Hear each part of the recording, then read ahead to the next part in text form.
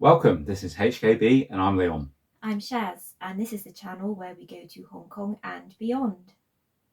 Today we have a new film from Dazzler Media. It is Blade of the 47 Ronin, directed by Ron Yuen. The Blade of the 47 will once again be wielded by a true descendant. Your clan, all the samurai, they need you now more than ever.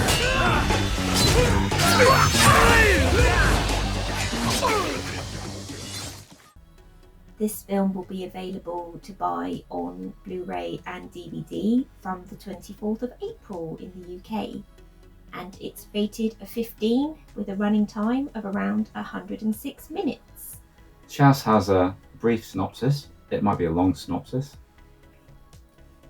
An evil witch named Yuri, whose ancestor was slain by one of the legendary 47 Ronin, has surfaced in modern-day Budapest, determined to have his revenge. Yuri seeks to completely destroy all samurai by uniting both halves of his powerful Tengu sword. A prophecy claims only a descendant of the original 47 Ronin can wield the blade and defeat this great evil. The samurai are shocked when Lord Shinshiro identifies a streetwise New Yorker named Luna as the one who was prophesied. He charges Ronin Ryo and apprentice Onami with training Luna to be the hero they desperately need. With most of the samurai lords dead or missing, and a traitor hiding among them, the remaining warriors must summon all of their skills as martial arts masters to combat Yuri's mystical magic and fulfill their destiny. Wow, that was a lot. If I'd been doing that, we'd be take 262. Well done, Chaz.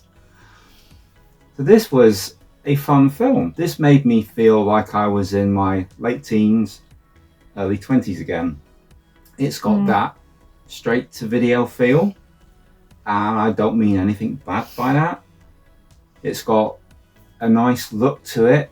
I think they've tried to make it really slick and they've tried to make it really polished.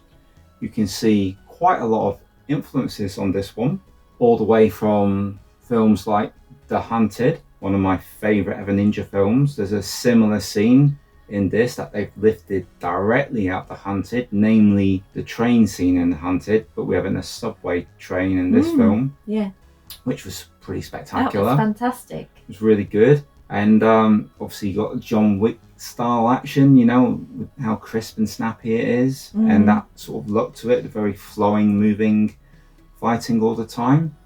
And they've got some good people in there. You know, Mort Dacascos, we're huge fans of Mort Dacascos, and I think if you love martial art movies, you know who he is. He's absolutely fantastic. He is the megastar that never was. He should have been absolutely huge. I can remember going back to see him at the cinema in Crying Freeman back in the 90s. I was convinced he was going to be huge, you know. And, you know, credit to him, he's carved out a great career and so many fans know who he is. And he was a lot of fun in this. But I don't think there was quite enough Mort Dacascos for you in this one. No, I would have liked a bit more, to be honest. I don't know what to make of that. I really don't. But what we did have was very good. Yeah, there was a really good cast in this. I will say the weakness in the film probably lies in the script, but that's fair dues. This is an action film. We're not going for a top of the line drama here. No. And I think the actors do very well with what they've been given, you know. Yeah. Mark, bless him, you can see him putting his all into his performance with whatever lines he has.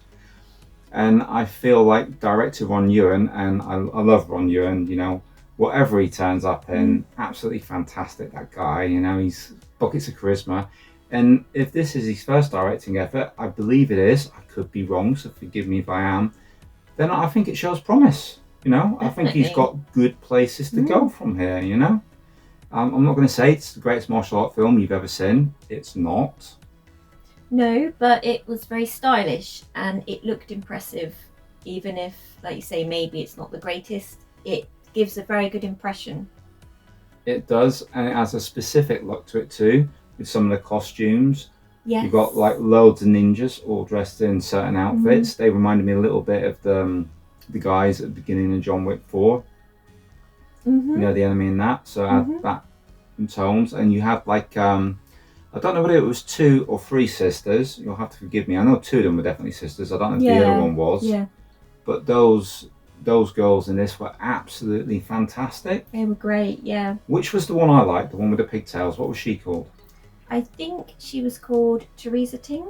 Teresa Ting, yeah. I think so, yes. She, to me, was absolutely outstanding in this. I mean, she's really, really pretty. They've done something with her. They give her a specific look in this. And whilst watching her, I was getting vibes of Blade. Not Blade, Blood.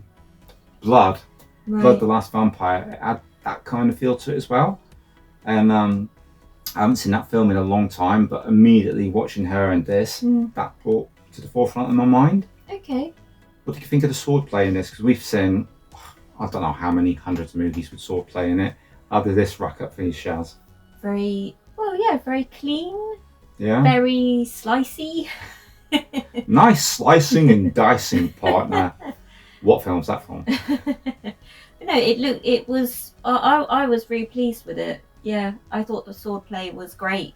Quite innovative. Yeah. There was some really good, like, I like it when somebody puts something different in. And I thought Mike Moe was quite good in this. Right. He had some good action, and hard to look good when you've got Mark Dacascos in the film because how incredible he is.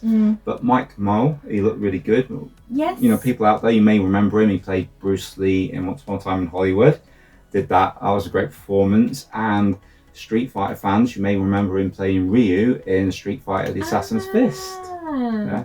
That's the best Street Fighter interpretation, I reckon, anyway. That's funny actually, because when he was called Rio in this, Yeah. I kept thinking of Ryu from Street Fighter. How funny. It was him. It was and him. I didn't realise he played him in that. Oh, okay. Mike Moe. Well, he did some good martial arts in this. And yeah, I really enjoyed him in this actually. yeah, he was fun, wasn't he? He was a real Yeah. fun character, but there was a specific kick he did when he kicked somebody's sword. He was fighting some ninjas. He kicked the sword, but he kicked it into the other ninja opposite, so like sort of stabbed into his neck. Right. Little things like that Yeah, I yeah. really appreciate. Yeah. Yeah, just that extra detail, that extra use of an action. Yeah. Which is good. Yeah, so Well- it's all the extra thought going into it. It is, and we both appreciate that. What about Yeah. that other girl that you like, the one with the red tips on her hair? What was she Yes. called? She was called Luna Fujimoto, who's the actress. Yeah. You were particularly impressed with her, weren't you? I really liked her, yeah, and I Yeah. really liked her hair. Yeah. She had her Very own. stylish. Yeah, she did. She looked good, and she had her own style. There was sort of bits where they were coming at her, some of the ninjas and enemies, and she was so cool and calm. And it'd be just like a little move of the head, Yeah. or you know, as the sword misses, and she carries on, does her thing, and that to me was kind of outstanding performance. You know, showing how cool her character was. I think, didn't we spot a scorpion kick? There was a scorpion kick in there, yeah, giving Cynthia Rothrock a bit of a run for her money. Yeah. Quite impressed with that. So, yeah, martial art fans, Fantastic, yeah. you know, if It's a you, feast. there is a feast for your eyes in this, in the way the whole thing looks, in the way the martial arts plays out. Bear in mind, we said it's not, you know, award-winning stuff, but that's not what you come into this sort of film for. You come into No. this film for action gratification. And you will definitely get that. You will. So, any last words on Blade of the 47 Ronin? Anything you wanted to add before we go, Shaz? Just that, like you say, it might not be award-winning stuff, but for a really enjoyable film where you can just sit back and relax and just take it all in, I don't think you can go wrong with this one. So that's it then, folks. It's a recommendation from me. And most definitely a recommendation from me. And a huge thank you to Dazzler Media for giving us the opportunity to review this. We really appreciate it. And we are definitely fans of the stuff you're putting out. Very entertaining and a lot of fun. So thank you guys. If this is your first time to the channel, welcome. Please consider clicking the like button and maybe even subscribing so you don't miss any of our awesome content. And thank you for watching, everyone. We will catch you on the next one.